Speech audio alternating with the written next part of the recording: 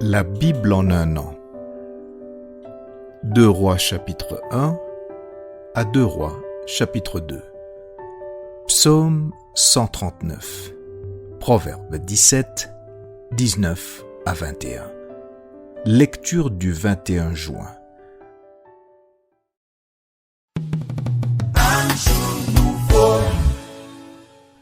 Actes chapitre 13 verset 42 à Actes chapitre 14 verset 7. Lorsqu'ils sortirent, on les pria de parler le sabbat suivant sur les mêmes choses.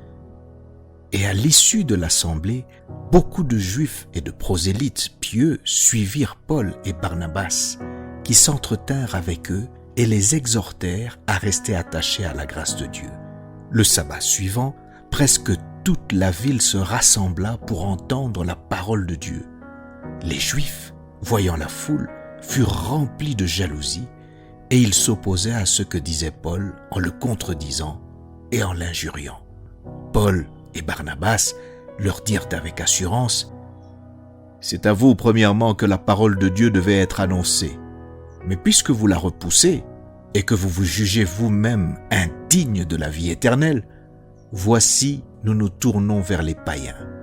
Car ainsi nous l'a ordonné le Seigneur. Je t'ai établi pour être la lumière des nations, pour porter le salut jusqu'aux extrémités de la terre. » Les païens se réjouissaient en entendant cela. Ils glorifiaient la parole du Seigneur. Et tous ceux qui étaient destinés à la vie éternelle crurent. La parole du Seigneur se répandait dans tout le pays. Mais les Juifs excitèrent les femmes dévotes de distinction et les principaux de la ville. Ils provoquèrent une persécution contre Paul et Barnabas et ils les chassèrent de leur territoire. Paul et Barnabas secouèrent contre eux la poussière de leurs pieds et allèrent à Icône, tandis que les disciples étaient remplis de joie et du Saint-Esprit. À Icône, Paul et Barnabas entrèrent ensemble dans la synagogue des Juifs et ils parlèrent de telle manière qu'une grande multitude de Juifs et de Grecs crurent. Mais ceux des Juifs qui ne crurent point excitèrent et aigrirent les esprits des païens contre les frères. Ils restèrent cependant assez longtemps à Icône, parlant avec assurance, appuyés sur le Seigneur qui rendait témoignage à la parole de sa grâce et permettait qu'il se fît par leurs mains des prodiges et des miracles. La population de la ville se divisa. Les uns étaient pour les Juifs, les autres pour les apôtres.